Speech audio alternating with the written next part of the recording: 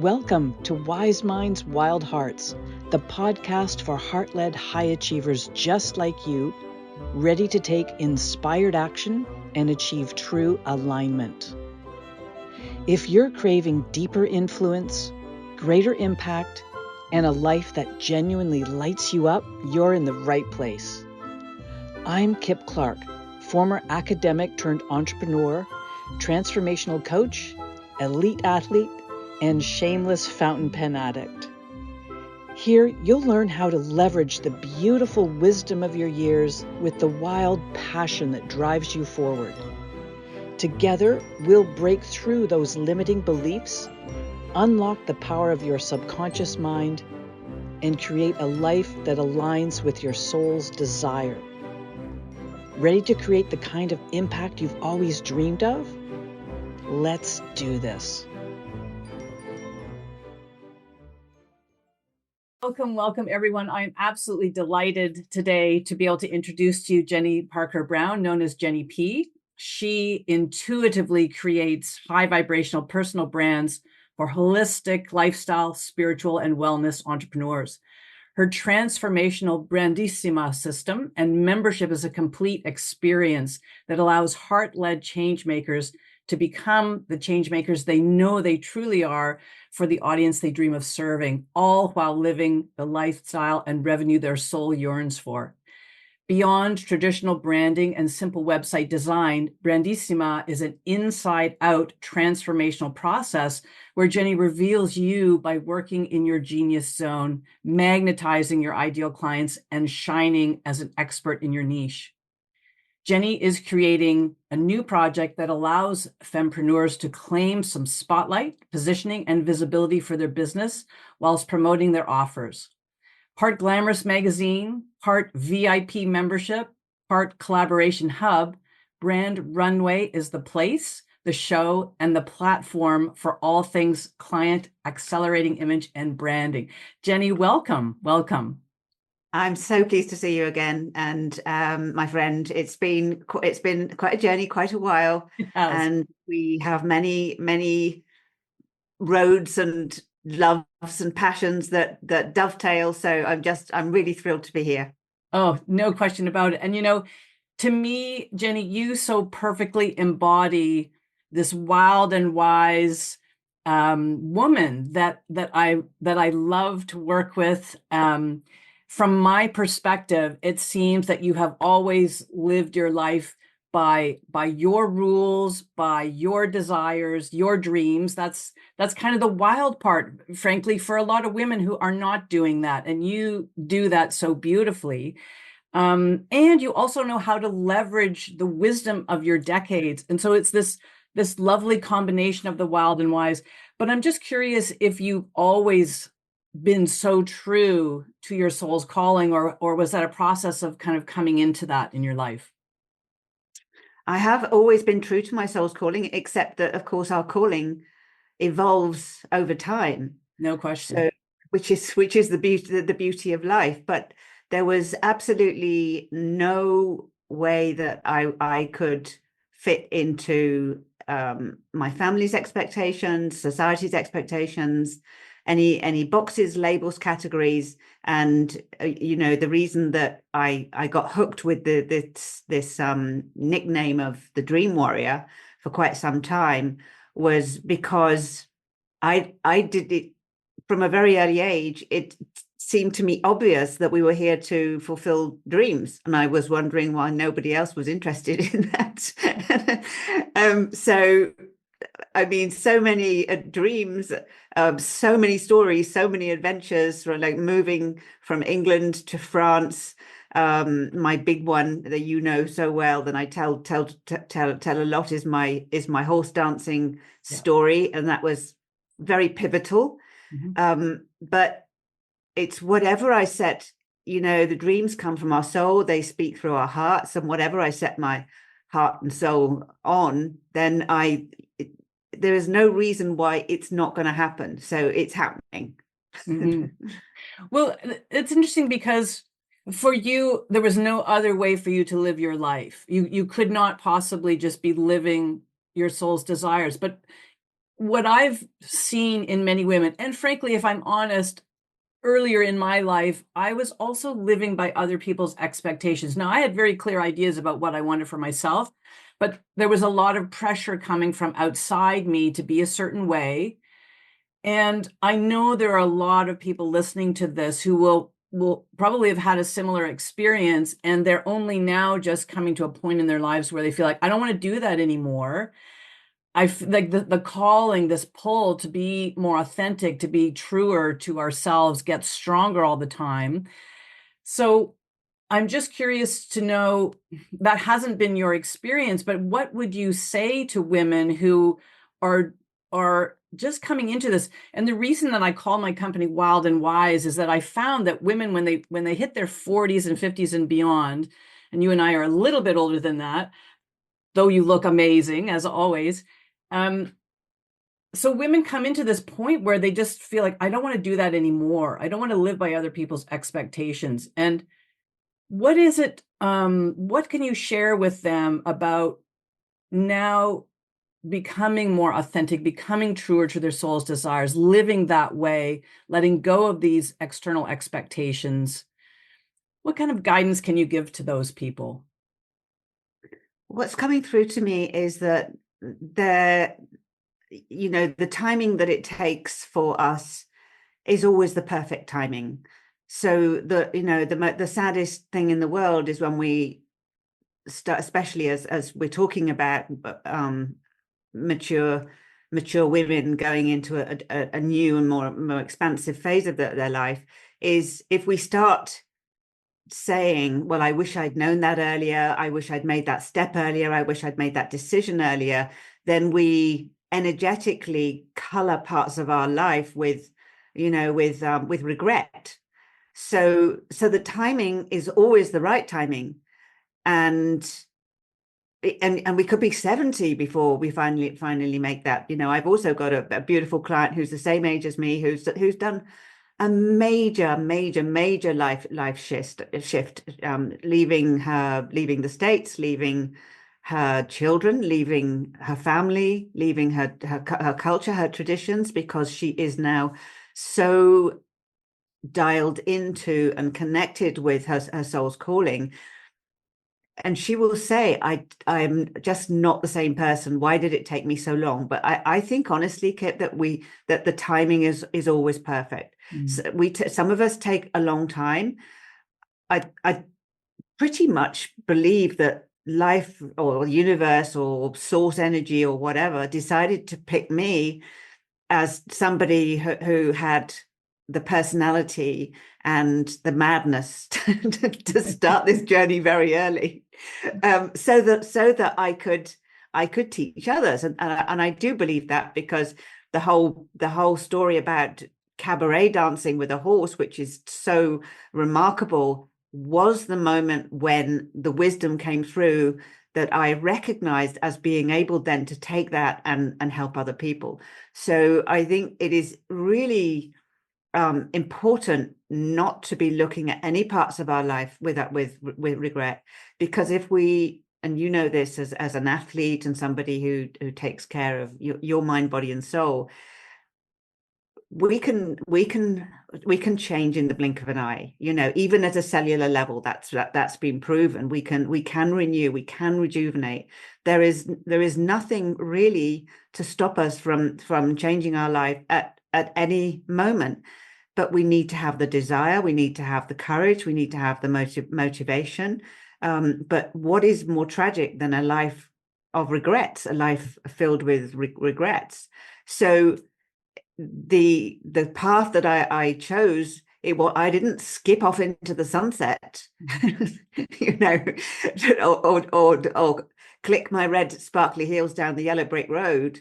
Far from it. I had 4 bankruptcies, 4 marriages and divorces.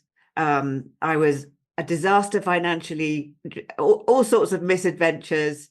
So it's but nevertheless, I look back and I think, okay, so I came to France, I did chateau restoration, I did my horse dancing. Now I've already created a magazine platform and I'm doing it again. I'm shooting for the moon. And I was talking to a mutual friend of ours the other day, and I said, I'm ready to shoot for the moon again. And she said, what does that mean? What does that mean? And I think it comes to this, it's nothing to do with six figures, it's nothing to do with a financial definition or a material definition. It's this feeling of realizing our potential. And even if our beautiful listeners they're not clear about maybe what kind of life that they want to choose or what it looks like at the moment, I think we all secretly know that we are made for more, that we are made for bigger, that we have unexpressed talents and gifts, and that it's just, life is just kind of trotting by, waiting for us to choose the right time to bring that to the world. So the timing is always perfect. What comes next, of course, is the decision, and then the choices, and then the execution. But it has to start with that desire and that refusal to say, okay, I have most of my beautiful neighbors and friends are retired. They have no projects or visions or anything really, apart from just daily life. They're content with their lot, which is great. It's great. But and maybe they probably don't even believe anymore that they have that potential. But I bet you, if you got them on a conversation and said, what did you want to be what did you dream about when you were small? What did you see for yourself?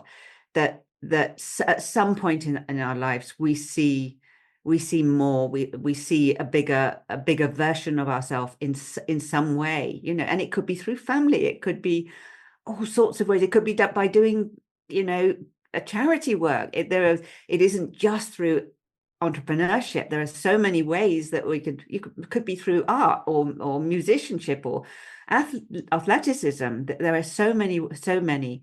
I remember my beautiful deceased mother telling me a long time ago that she always wanted to be a swimmer, an athletic swimmer, and that she had a talent. She did have a talent, but her mother refused to let her train, refused to talk about it. So that dream that she had died with her. Yeah. And this is what I'm finding now, why this conversation is so poignant and sparky and provocative, is because those dreams can die with us if we don't freaking do something about them. And so what if we're 65? We'll give ourselves the means in whatever way to do that, because not doing it is just too sad. Mm-hmm. Yeah. Well, so many things in there that I absolutely love, particularly the message that in whatever way a person has lived his or her life up until now, just to let go of the regret if things hadn't unfolded as we'd expected, because all of it has helped shape us into the people we are. And in every moment, we have the ability to choose now for what we want going forward. And what I also love about what you've said is you touched on the horse cabaret, and I want to ask you about that a little bit more, because I know it was a really pivotal moment for you. We never know where those points of intersection will come in, where something opens up to us that we never could have expected, never possibly could have created on our own, but yet here they are. And it's because we made the decision, as you said, we said yes to something. And in saying yes to that and moving towards it, then some new kind of magic shows up.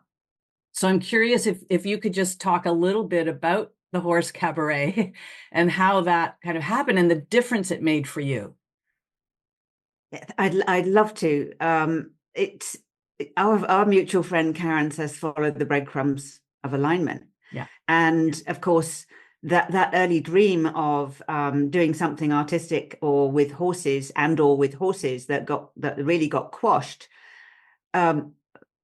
and so quashed so much that I didn't think about it anymore. I had to move to France and find myself, but I fell in love with France and find myself in a culture where equestrian cabaret was a thing. And it was just a magic moment where I said, oh my goodness, I am in the right place for the first time in my life. You know, horses and dance and horses and art are a thing. It's part of the culture. So at that point, when I recognized that, I said, well, this is so strong in me. I want to do something. And I don't know what it looks like, but I want to do something. And the first thing I did was bought a little white horse, and started training him and started working with dressage masters and watched every single artistic cabaret artist that I could. I just ate, breathed, and slept that world. I was enchanted by it. It was exotic, but it was also beautiful and aspirational. And I just started. I just started. I wasn't a great rider at that time, but I worked and I worked and I worked, and I had other horses to keep paying for my lessons. I worked, and then little by little, life, the universe matches you up with the opportunities just by following those breadcrumbs. And cut a long story short, to the very, very, very, very pivotal moment was I worked for a very short space of time. This wasn't a long adventure. I worked for a short space of time with an equestrian cabaret of artists, of like trapeze, stilts, dancers, musicians, vaulters, and it was run by this incredible 6-foot lady who was just so good. She had an amazing white horse, and I was invited to perform with them on the Côte d'Azur, a Mediterranean night.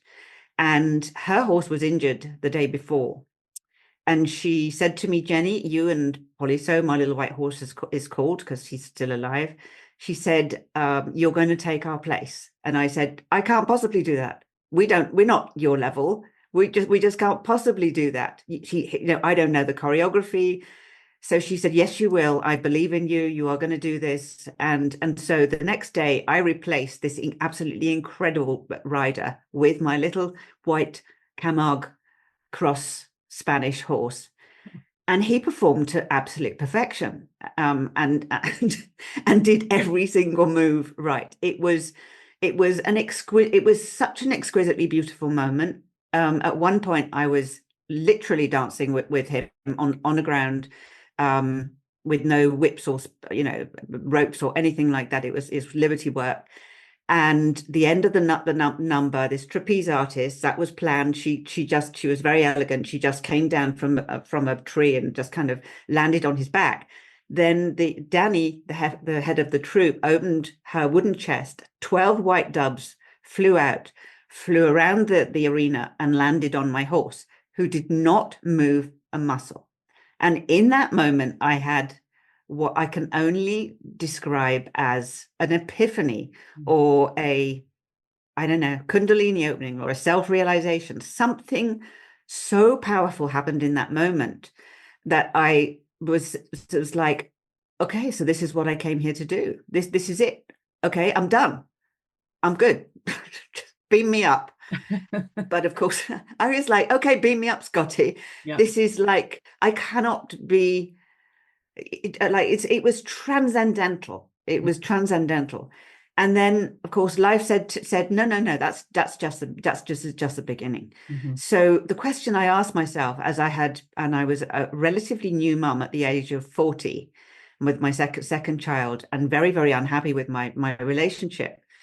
And I asked the question of the universe, okay, so what is it that can take anybody, from the depths of despair to putting my hands around my neck and wanting to, finish life, to this amount of transcendental grace? What is in such a short space of time? What is it? And if I find that answer, I will use that and change the lives of others. And that's exactly what happened. Then, of course, that was 2003. It took another 10 another up to 2017, so another 13 years before I was in this TV reality branding show and the Trinity Code was revealed to me. So 13 years of more following the breadcrumbs of alignment to the answer to my question, that very question, which now I use in the most practical, expansive way possible. So the only thing we can do is follow that next breadcrumb Yeah. Of where it's going to take us without being attached to outcome. It's just, honestly, Kit, this is just such a magical way to live. I do project, I do plan, I do have goals, I do have visions, but keeping this trail of breadcrumbs and just taking and finding the next one and finding the next one and finding the next one is, oh my goodness, you are so much more peaceful like that. You take away the striving and the wanting things to be a certain way. But when I look back now, and I think of that young girl who wanted to do art and or horses, and I think back to that moment, that epiphany moment, it was like I can't even explain it. Just like I don't even have words to explain it, except that I know now, I understand now what's happening in quantum physics terms, and how the universe works. So it is truly a magical process, and it is a joyful process. It so is. And you've said a few things that I wanted to highlight. One is the idea of being unattached to an outcome, and that's hard. That's hard for people like me who I have an idea about how things should go sometimes, and whenever I'm in that kind of mode, then I'm not open to the magic, as you say, that the universe can provide. And so letting go of the outcome, and I think also letting go of the timing, because you talked about the 13 years that elapsed between this first really transcendental experience and then the Trinity codes being revealed to you. So being unattached to the outcome, being unattached to the timing of it, but keeping really clear on the vision, what it is that we want and why. And so the Trinity codes, this is how I came into your world, through those, and you helped me so beautifully when I was doing branding, and it goes so much beyond just branding. So could you talk a little bit about the Trinity codes, what they are, how you use them, how they kind of came to be for you? I would love to. The Trinity codes I named them the Trinity codes, but then once I discovered that they were a thing, I realized that I was not the only one who'd found them, and they are seated in basically sacred geometry and numerology. So the sciences of creation, the sciences of all the which exist everywhere, in everything, in every part of us, the cosmos, our life. So they are actually a thing. It's just, that's a whole episode in itself. What I felt called to do with that when I first discovered that wisdom, or those indications or signs, was, and that explains what had happened at the evolution. To answer your question, was I realized that we have just 3 portals, if you like, to really grace that amount of joy, that amount of peace, that amount of abundance. And it is through what you love, what brings you bliss, and what you are innately and naturally gifted at, and what you value the most. And the Trinity Code system, and that I've taken you through, that we birthed your beautiful divine brand through, and my other clients, and still my own life, is in unifying those 3 qualities of your life. So what I saw, if I could look back, I started the conversation with my desires, following my heart, listening to my soul. All of those things are actually, they come within, you know, the bliss that we can feel, the gifts that we share, that what we value, what's important to us. And the beautiful Trinity Code allows us to unify those in the most remarkable way. And that's where my wisdom comes in, because I know how to interpret it. And I also have just, I'm an ideas person. I get the ideas for people. So it is like channeling. But the codes, I could have done anything with them. And I wondered what to do with them, to be honest, when the wisdom was there, and I thought, okay, this is so powerful. If a lot more people knew this power they had in them, it could be world changing. But I was called to serve women and women entrepreneurs in particular, because I'm so, like yourself, I'm so close to the paradigm of women, women leaders being world changers and light workers and people helpers, and all of those things that we know instinctively and intuitively are happening in sisterhoods all over the world. Yes. I thought, okay, well, the most exponential way that I can use the codes is to serve those people, because they in turn are going to, be more, have bigger visions, serve more people, have more abundance, have more power. So that really has been my guidance. And it took it up a whole new level last year when I went through a cancer journey, as you know, when I just thought, I have to go back into my Trinity Code and find new direction, because I don't know if I should carry on what I'm doing. And so I went back into the work. I got a fresh wisdom. It's like an oracle. It's fresh direction. And when it landed, not only did I think, okay, that's it. That's even closer. That is the next breadcrumb. That's even closer to even, I don't know, even more superlative, even more Isima. And you pronounced Isima so beautifully. Thank you, because people don't know how to say Isima, Isima. And so I feel that the Trinity Code was also partly towards my healing, my physical healing. And the other thing was that as soon as that happened, it was about last August, I think. Mm-hmm.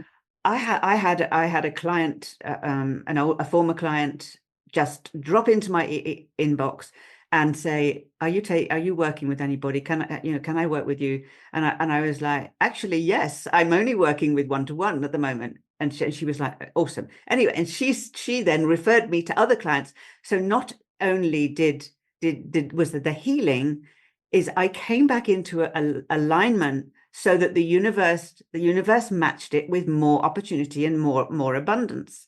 And that is the beautiful way that this works. So what would you say, because you've talked a little bit about some of the challenges and struggles you had in your life with the bankruptcies, and then of course the medical challenge you had last year, which I know is so devastating for a period of time. Do you feel those things show up in our lives when we get out of alignment? Are those signposts that we're moving away from where we're supposed to be?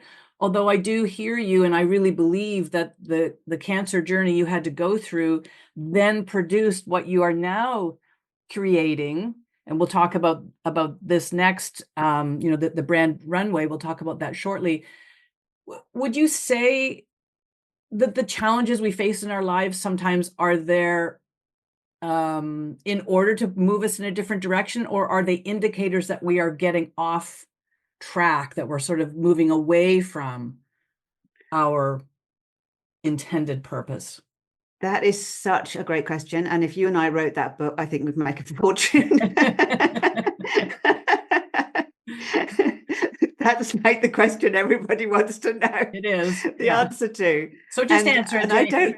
Yeah, I don't really have an answer to that. At the time, I had to do I had to do so much work on myself because as you know that I'm so attached to health and well-being. You Yeah. know that the ultimate well-being junkie gets colorectal cancer. Yeah. So I was like, okay. So um the answer that came up was, and I think you mentioned it. It made me go back and look again. You know, that there really is no simple answer to that. I looked through medical journals. I looked through metaphysical, body symbolism. I went everywhere to find that answer. What does this equate to in metaphysical terms or past life terms or and I couldn't find I couldn't find any satisfactory answer. Where have I been abusing my body? Mhm. And is this just literally a catch up from former times when I wasn't so careful? That's the simplest explanation that I have, but I don't regret it for a second again, because it made me look deeper and truer at my calling, just even deeper. Mhm. So it just came along, and I was the lucky ones. I know I shared that journey with a beautiful lady who's still out there fighting exactly the same thing. She had the same profile, like mega gorgeous, high profile leader, healthy lifestyle, loving husband, everything's hunky dory in life, and just like, why me? Mhm. Why me? So I know I came out lightly, just really, really lightly. Um, and I feel, do you know what that Kip, the word that came through last year and that I've still got is humility. Mm. Is I became humble. It's like, you know what? I know screw all about health and fitness and nutrition and and well-being. I must do. I am a humble student again of life and what it takes to live a holistic, beautiful, abundant life. I humbly say that every single day. I know nothing. I will learn, and I just get the feedback. Mhm. Mhm. That's the real beginner's mind, isn't it? That, we're always in that state of not not knowing anything really in spite of what our ego says to us. Well, I want to acknowledge you as well because you've been through this really difficult journey, but you did it with so much courage. You really did turn and look at it. You really did dive into it to find out what does this mean? What is it for? And because of your willingness to do that work, now you've come out and you've created this next beautiful platform. So let's talk a little bit about the brand runway. The Trinity Code's part of that still. You're, I think, creating another gorgeous magazine. And for anyone that did not see Preeminence magazine, it was the most visually beautiful publication I've ever seen. And it also contains so much wisdom, so much just to fill the heart. It was unbelievable. So tell us a little bit now about your brand runway, about this new direction that you're going in, and I'm sure you're very excited about. I am super excited about, and it's interesting because that magazine was called Preeminence, and Preeminence is about you being, foremost in the market, foremost in your life, showing up as your highest self, as I love to say. And Isima is really the same thing. This is still about living your highest life, being your best self wherever you are right now. And this is a new iteration. It's slightly more geared to what I talked about with the Trinity codes, is giving more power and more spotlight and visibility to the women that I know need to get their messages out into the world, all the while bringing in all of the things that I love, that I'm good at, and that I value, which is, which is aesthetics. As you know, we share that so much. Gorgeous aesthetics, powerful messaging, expansive reach, conversations that spark change, all of those things. And this time it was, again, this is a little breadcrumb. 2018, 2018. I think it might have been even the same year that I was starting to work with the Trinity Code. I went to a conference in London, women's business conference, and there was a speaker there, really good speaker there, who did a meditation. And in that meditation, I had a vision of women entrepreneurs on a runway, like literally having had a makeover, like a style makeover, and on a runway. And I it shook me so much, I actually burst into tears. People were asking me, saying, Jenny, what's wrong? And I said, I don't know. I just, like, I've had this vision, and I don't know what it means, and I don't know what to do with it. But so it was only a few months ago, I don't know, maybe the beginning of this year, when that vision came back to me, and I thought, okay, I know exactly what to do with that vision now. I know exactly, this is timing again. This is the right time to take this, everything I've talked about, everything up a new level. And this is like shooting for the moon again. It's like, oh, whoa. so it's going to be a new magazine for female entrepreneurs who want visibility and their personal brands to get their message. You know what? Coming back to the very beginning of the conversation, when you kindly introduced me and all these beautiful things, what I really, really do for people, it's not just like that. I help my clients accelerate their ideal client attraction. That is so we've talked a very long way about, this is actually what I do through this gifts. So that is what this platform is going to be, to showcase other women so that they can accelerate and attract their ideal client or clientele. But that could be opportunities or collaborations or whatever. It doesn't necessarily look like enrollment calls.